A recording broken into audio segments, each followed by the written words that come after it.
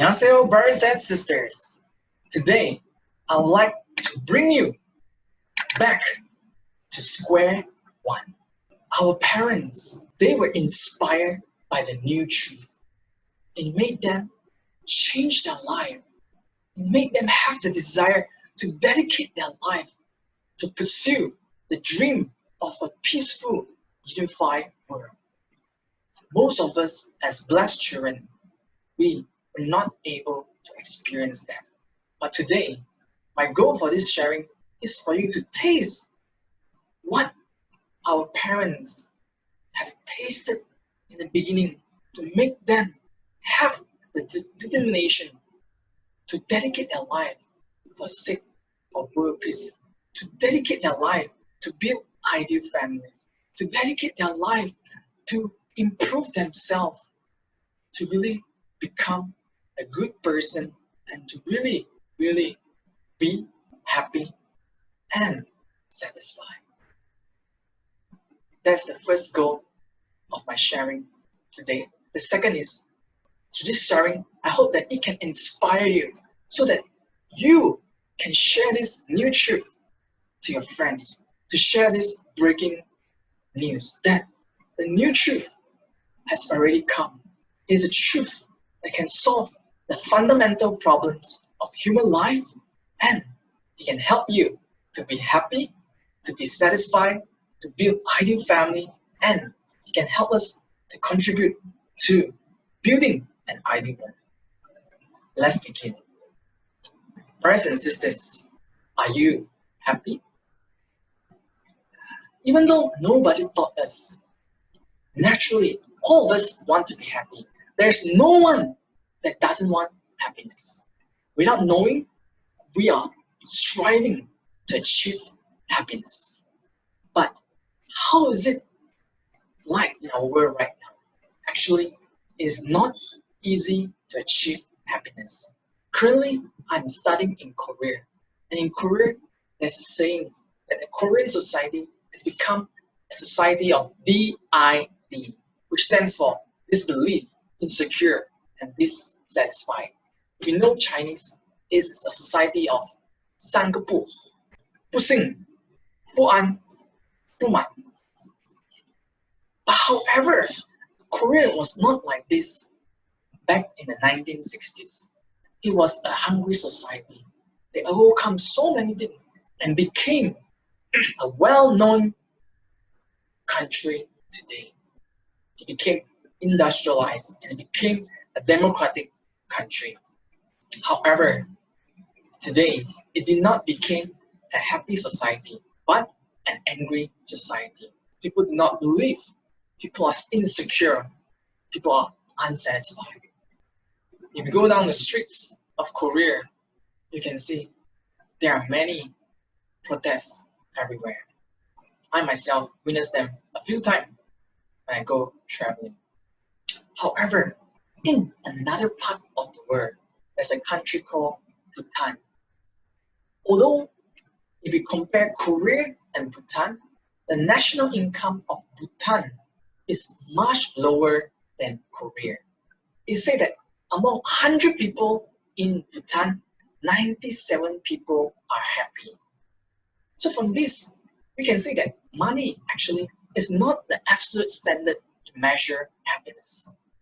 But at the same time, not everyone wants to go and stay and live in Bhutan.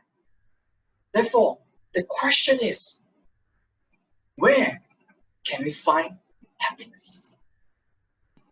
This person here on the right is Herman Hesse. He is an author. He was awarded the Nobel Prize in Literature. He wrote a novel called Siddhartha, which deals with the spiritual journey of self-discovery of a man named Siddhartha during the time of Gautama Buddha. Siddhartha is not Buddha, but is a person with the name Siddhartha. Just hope you do not confuse that, because Gautama Buddha, he had the same name too before he became the Buddha. So this book was a story about a man named Siddhartha. If you read the novel, in the book, Siddhartha spends a long time in training, self-denying himself, and practicing religious devotion. But after that, he stops for a while and goes out to the world. But after much suffering and conflict, he realized that he actually had to put down everything, and then, and only then, his flower of enlightenment blossomed. But today, in our modern scientific civilization, is it possible for us to leave everything behind, like Siddhartha, and practice asceticism? Even though we do so, is it possible? Is it actually possible for us to achieve true happiness? Let's look at Christianity. After the crucifixion of Jesus, Paul, this person here on my left, he is a person with great faith, and who devoted himself to testify to Christ throughout the world. He's a very important person in Christianity who helped to spread the word and let many people know who is Jesus Christ. His journey of enlightenment was very difficult too. I'd like to share with you something that Paul said. This is from the Bible, Romans chapter 7, verse 22 to 24. He said, "For in my inner being I delight in God's law, but I see another law at work in me, waging war against the law of my mind and making me a prisoner of the law of sin at work within me. What a wretched man I am! Who will rescue me from this body that is subject to death?" Inside a man of great faith, there's two laws working. Now let's look what a well-known psychotherapist say about happiness. He say that happiness is a comprehensive state of emotion where joy and meaning coexist. And he emphasized that for us to be happy, we need to develop our internal strengths. But once again, if we do so, can we be really happy? Because just like St. Paul saying, the law of God and the law of sins is working simultaneously in our mind. So does that mean that suffering and conflict are inborn? We are born with these two kind of minds, a good mind and an evil mind. And is it that we cannot avoid it? However, if you think logically, there is no existence which has a complete opposite purpose at the same time. I want to do this, I want to do that at the same time, which is which is different purpose. There's no such existence in this world, but and only we human beings. We are the only being which have this kind of contradictoriness. If the fact that we have a good mind and an evil mind from birth or the start of the human race, then the good and evil in society, the fights, the wars, these are all supposed to be natural phenomena. But once again, we say that an existence cannot have a complete, there's no existence which can have a complete opposite purpose at the same time. By saying that, we cannot deny that this fact that we have a contradictory mind is actually not inborn, but it is acquired somehow, some way. In the religion of the books, Christianity, Islam, Judaism, in the Bible, Quran and Torah, it explains how our first human ancestors acquired this contradiction, which we call the fall of man. The unification principle of the Heavenly Parent Holy Community of Family Federation for World Peace and Unification recognize this. We agree with this. But it goes one step forward by saying that due to the fall of man, we have entered a state of internal and external ignorance.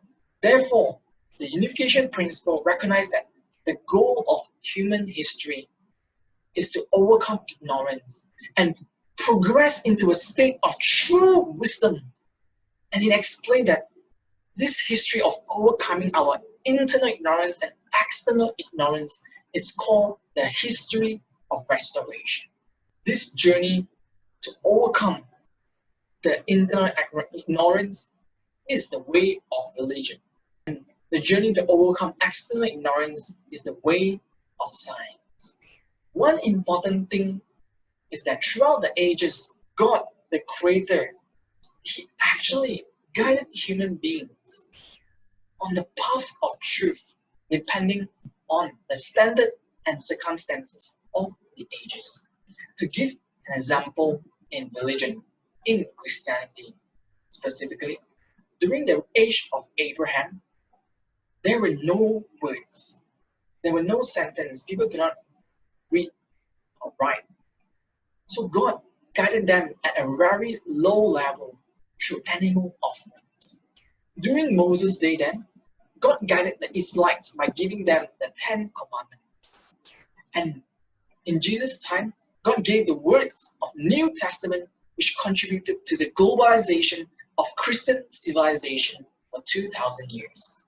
But now, in this 21st century, it is the era of the fourth industrial revolution, where we have massive information systems and technologies such as artificial intelligence and big data.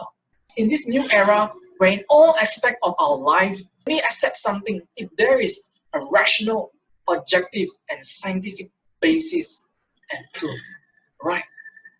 So, don't you think, therefore, that God would have revealed a new truth in line with modern intellectual standards? I believe so. And this is the new truth, which the father and mother of peace, Dr. Sun Myung Moon and Dr. Hak Ja Han Moon, introduced to us. This new truth, it will play a key role in solving human beings' problems, solving our problem. There's so many problems. One of them is to solve the sexual promiscuity, obscene pornography related problem, which is actually destroying our mind, our life, our health, and our families. So far, no religion or person has been able to solve this issue, but the new truth will solve this. And also, due to the inconsiderate energy development and consumption, we are facing great crises such as climate changes and environmental problems. There is poverty, there is disease, there is food problem, human rights problem, refugee problem as well. Most countries are just bystanders and they are not interested to solve this problem together, but they're only interested in solving their own country's affairs.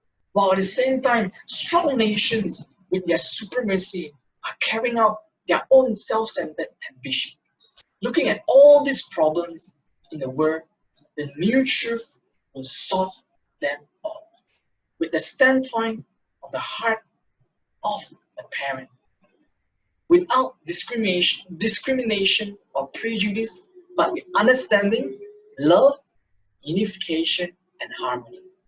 And it will bring about the world of freedom, peace, unity, and happiness, not that of the destination of any religion or organization, but which all human beings long for. The new truth is a fundamental framework and foundation for a true life. There's a saying that goes, you have to throw it away to attain it. And you have to empty it to fill it up.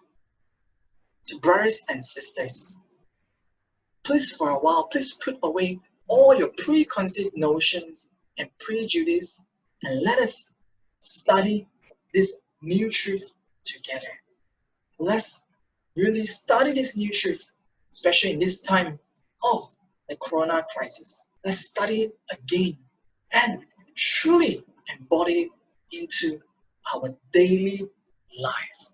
This new truth that was given by heaven, which is full of love and grace. Let's truly embody this new truth. Let us study again. Let's embody it, and let's share this new truth. Recently, Mother Moon proclaimed the Heavenly Parents' Holy Community. She wants to unite all religion, politics, economy, or organization under one umbrella to move forward, to introduce the word to Heavenly Parent, to introduce the word to the new truth, which can really bring us happiness and solve all the problems in this world. Brothers and sisters, let's not let our mother, the mother of peace, work alone. Let us join in hand together and let us spread this new truth while we are still alive here on this earth together with our Mother of Peace. Brothers and sisters, I have a few suggestions how we can really spread this new truth. One of it is to share the soon to be released English version of the Mother of Peace autobiography. If we could share this, people will know who is she, and people will come to know the new truth, and this can really bring an impact to their life. If we are not good in talking or speaking, I believe this is a good way that we can do just by sharing this book and asking for their feedback. My goal is to give out 43 books to my friends and relatives.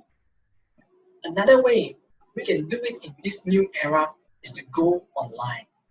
Now, because of this corona crisis, many people see the importance of the internet. The internet is actually the world. It's the world stage. Just by going to the internet, we can go beyond time and space. We can meet our brothers and sisters from different parts of the world, and we can reach out to people very easily, very fast, in just a split second. Recently, I just started a group called Sunflower Faith. Sunflower Faith is a group of people coming together to share contents, either picture, video, audio, that inspire people to embody the sunflower faith. It is to come together with a common purpose to bring out this new truth in different kind of way and format in the internet. So, if you are good in making videos or making photo or have a good voice or if you have a good heart to want to share this message, let's join together, spread this new truth, and support our Father and Mother of Peace to realize a unified world, a peaceful world, a happy world, where all of us are happy and healthy. Thank you so much, and may you have a blessed week. 감사합니다.